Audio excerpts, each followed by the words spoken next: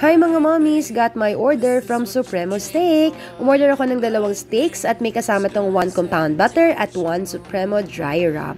Pwede itong i-prepare sa bahay. Imbes na mag-steak night out pa kayo sa restaurant, pwede nyo nang gawin sa bahay. So itong in-order ko ay may kasamang 2 steaks, tapos yung compound butter at saka yung dry rub. So una, pinapatuyo ko muna yung steak, tapos ilalagay mo na yung dry rub. Meron siyang instruction, so napakadali lang talaga niyang i-follow. Kaya super daling i-follow lang sa bahay.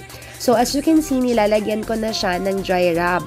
And after that, naglagay na ako or nagpainit na ako ng olive oil sa pan.